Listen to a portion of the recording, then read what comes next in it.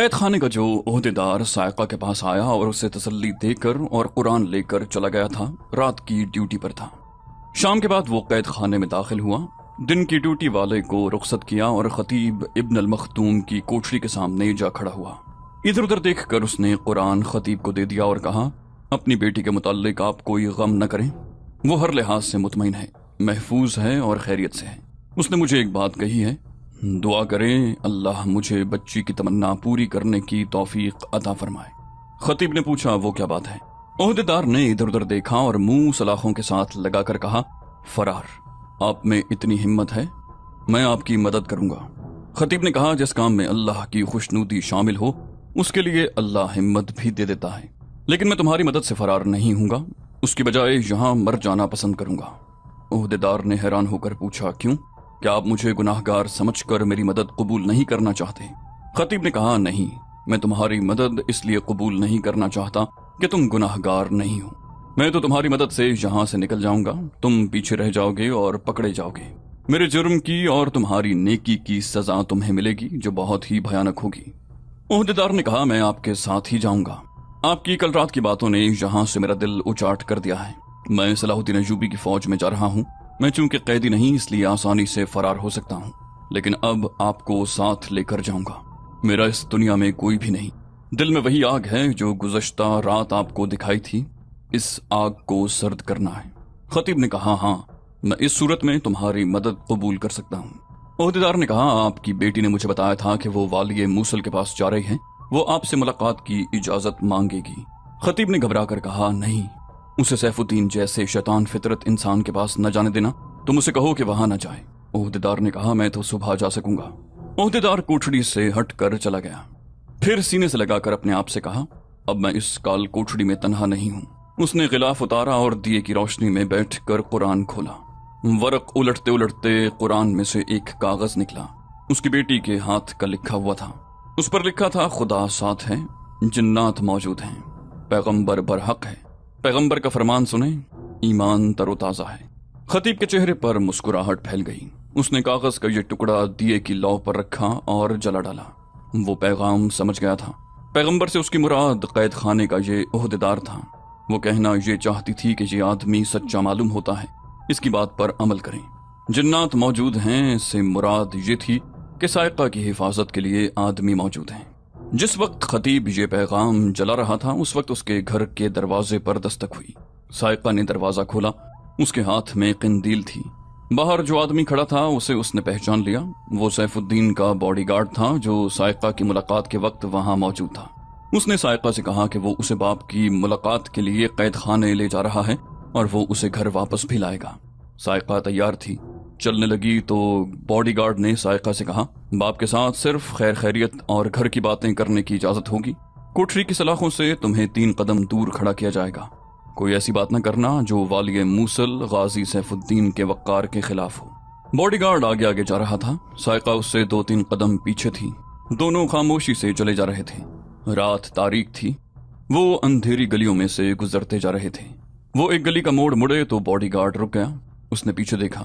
Sayaka ने पूछा, क्या बात है? बॉडीगार्ड ने उससे पूछा, तुमने अपने पीछे किसी के कदमों की आहट नहीं सुनी? सायका ने कहा, नहीं, मैं ही तुम्हारे पीछे आ रही हूँ। बॉडीगार्ड ने जेरे लब कहा, मैंने कोई आवाज सुनी थी। फिर वो आगे चल पड़ा। सायका ने पूछा, इतना डरने की क्या जरूरत है? कोई अगर पीछे से आता है तो आता रहे। बॉडीगार्ड ने कोई जवाब न दिया। ये गली खत्म हो गई। उससे आगे कोई आबादी नहीं थी।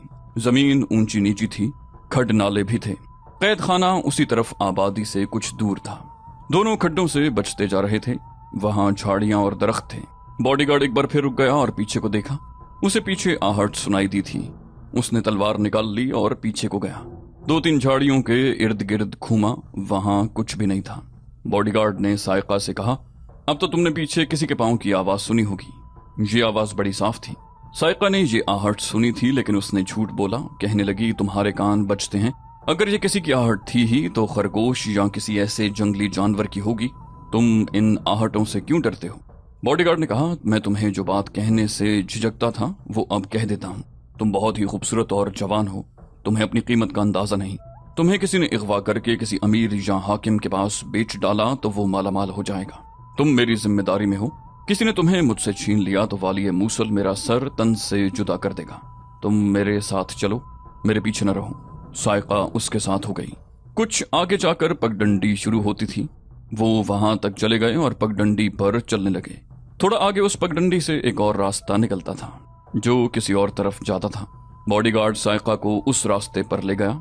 चंद ही कदम आगे गए होंगे कि उन्हें किसी के दौड़ते कदमों की आवाज साफ सुनाई दी, जो फौरन ही खामोश हो गई।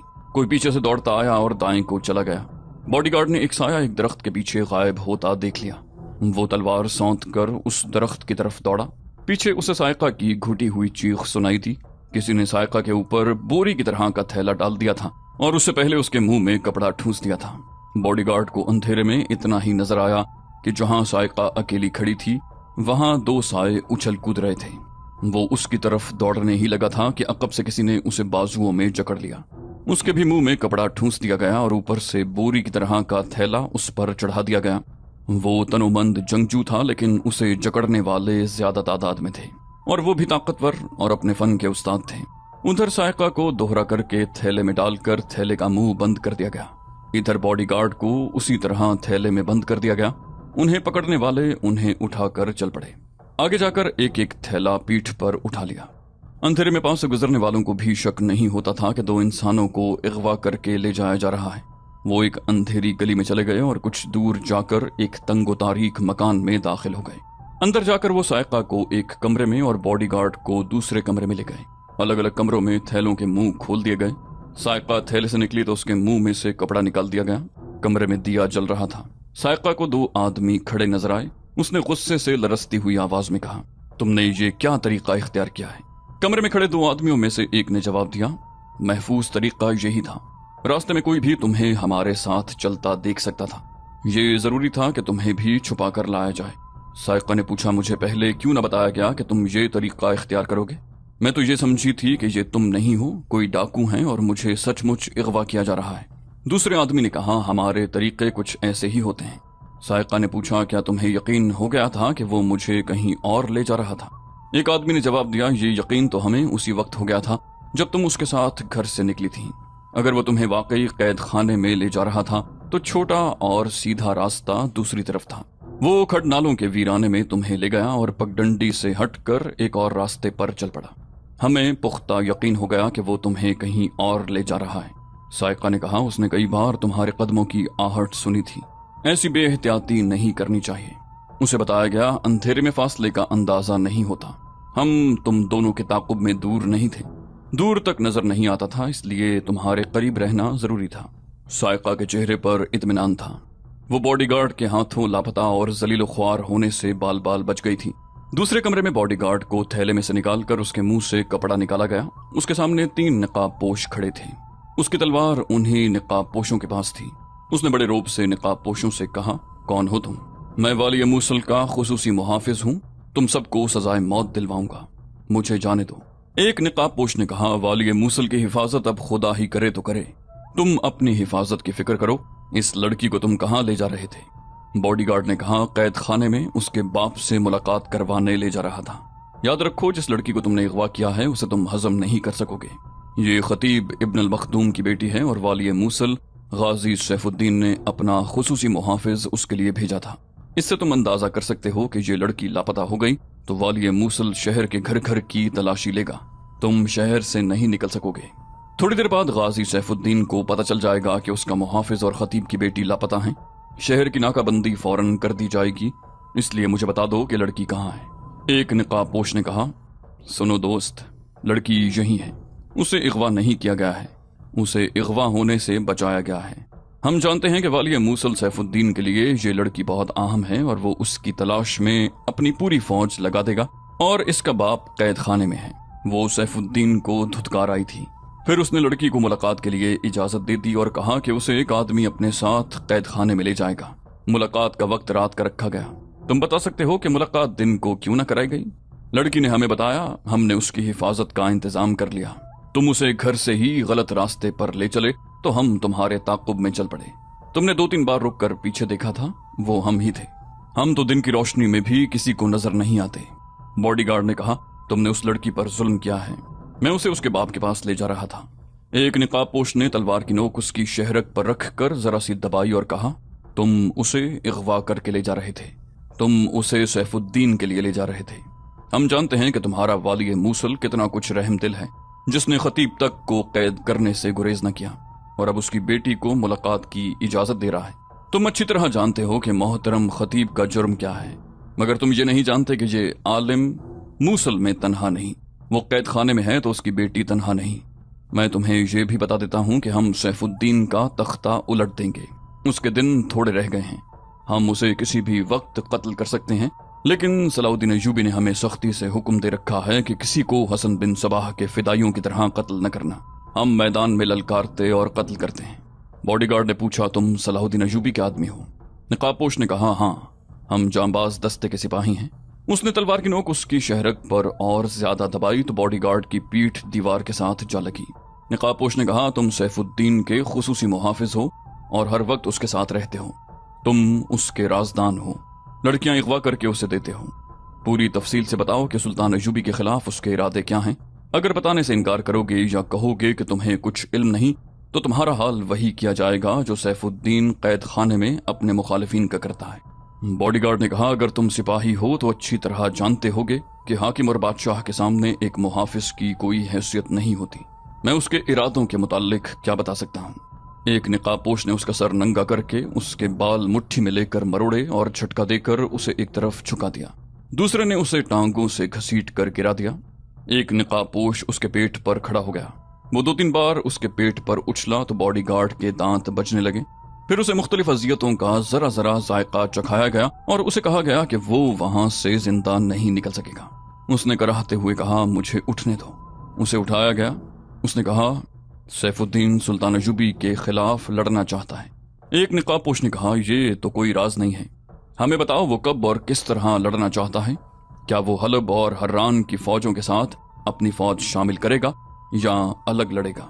बॉडीगार्ड ने कहा, फौज दूसरी फौजों में शामिल करेगा, लेकिन ऐसी चाल चलेगा कि उसकी फौज की फतह अलग थलग नजर आए। हलब और हर्रान वालों पर उसे भरोसा नहीं। एक निकाबपोश ने पूछा, अपने सालारों को उसने क्या हिदायत दी है? बॉडीगार्ड ने कहा, उसका मंसूबा यह है कि सलाहुद्दीन अय्यूबी को पहाड़ी इलाके में महसूर कर लिया जाए।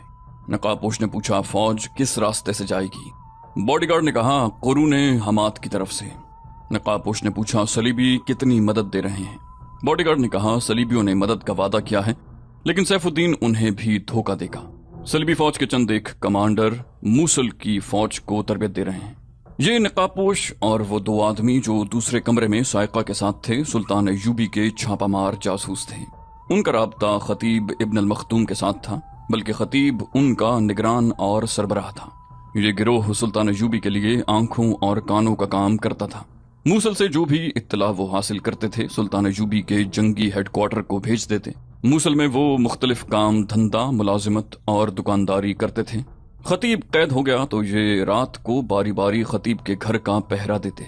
उन लड़कियों ने जो सायका के घर उसे तन्हा समझकर सोने आई थीं, उन्हीं के साए हरकत करते देखे थे। सायका ने इन लड़कियों को ये नहीं बताया था कि ये साए से इंसान हैं। उसने ऐसा तासुर दिया था जैसे ये जिन्नात हैं। इन आदमियों को मालूम था कि सायका सैफुद्दीन के पास बाप से मुलाकात की इजाजत लेने गई है। वापस आकर उसने उनमें से एक आदमी को बता दिया कि रात को एक आदमी उसे कैद खाने में ले जाने के लिए आएगा। उसने ये भी बता दिया कि सैफुद्दीन ने उसके साथ नारवा बातें की और उसे अपने अक़द में लेने की पेशकश की। उस आदमी ने अपने गिरोह को बताया। ये सब ज़हीन थे। उन्हें शक हुआ कि सायका को किसी और तरफ ले जाकर उसे गायब कर दिया जाएगा। चुनाचे सूरज गुरूब होने के बाद 5 आदमी सायका के घर में जाकर छुप गए। सायका बॉडीगार्ड के साथ गई तो ये आदमी उनके ताक़ुब में चल पड़े। आगे जाकर उनका शक सही साबित हुआ। उन्होंने कामयाबी से सायका को बचा लिया और बॉडीगार्ड को भी पकड़ लाए, जो सैफुद्दीन का राजदान था। उन्होंने फौजी अहमियत के बहुत से राज उससे उगलवा लिए। इनमें ये राज अहम था कि सैफुद्दीन के भाई इज़्ज़ुद्दीन ने फौज को 2 हिस्सों में तकसीम करके एक हिस्से को अपनी कमान में रखा है। ये हिस्सा महफूजा के तौर पर इस्तेमाल होगा, यानी उसे बाद में जरूरत के मुताबिक इस्तेमाल किया जाएगा। पहले हमले की क़यादत सैफुद्दीन को करनी थी। दूसरी अहम बात जो मालूम हुई वो ये थी कि हलब से गुमश्तगीन और सैफुद्दीन के यहाँ एलची ये पैगाम लेकर गए कि तीनों फौजों को मुश्तरका कमान में रखा जाए और सलीबियों की मदद पर ज्यादा भरोसा न किया जाए। बाकी मालूमात भी अहम थीं। बॉडी गार्ड ने ये मालूमात उगल कर कहा कि उसे रिहा किया जाए। निकाब पोशों ने उसे रिहाई के वादे पर टाल दिया। साइका को उसी कमरे में रहने दिया गया। उसे उसके घर रखना मुनासिब नहीं था। बॉडीगार्ड को उस मकान की एक अंधेरी कोठड़ी में बंद कर दिया गया।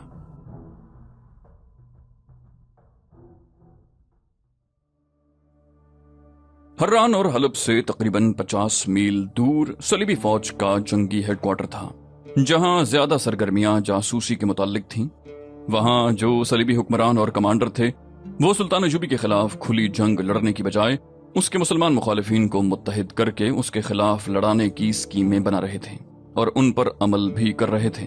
उन्होंने मुसलमानों के बड़े बड़े उमरा को अपने फौजी मुशीर दे रखे थे, जो उन्हें जंगी मशवरे देने के अलावा फौजों को जंगी तरबियत भी देते।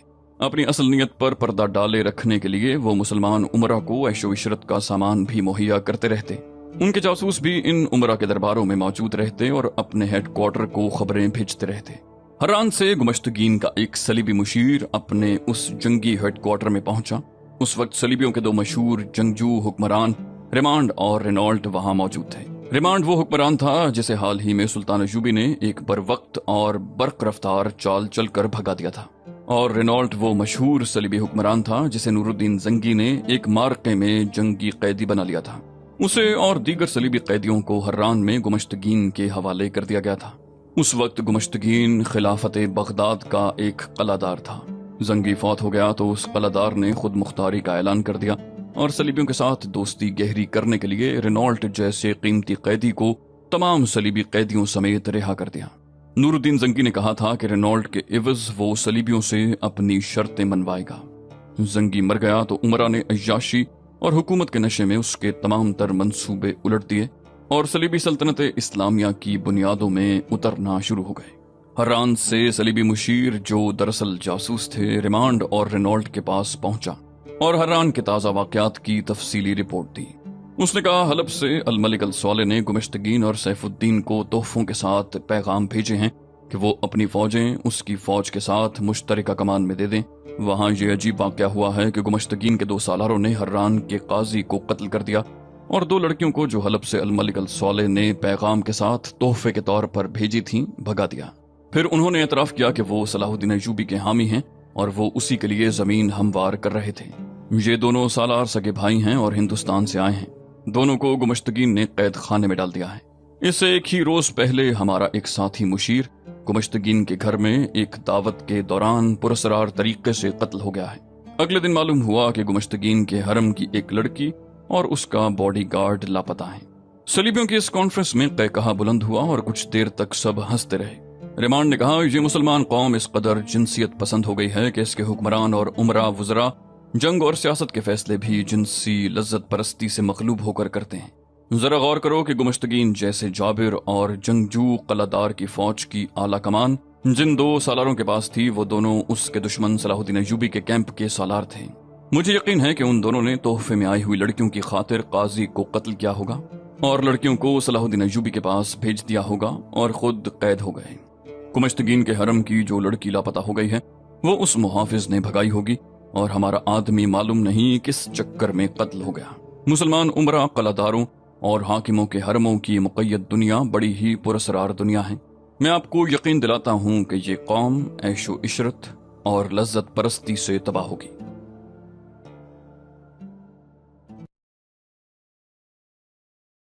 तो दोस्तों, ये थी हमारी आज की एपिसोड। उम्मीद करते हैं आपको हमारी एपिसोड पसंद आई होगी। जाने से पहले इस वीडियो को लाइक, शेयर और कमेंट करना मत भूलिए, और अगर आप हमारे चैनल पर नए हैं तो इसे सब्सक्राइब कीजिए और बेल आइकन पर क्लिक कीजिए ताकि आपको तमाम वीडियोस फौरन मिलती रहें। अगली वीडियो तक के लिए अपना ख्याल रखिए। अल्लाह हाफिज।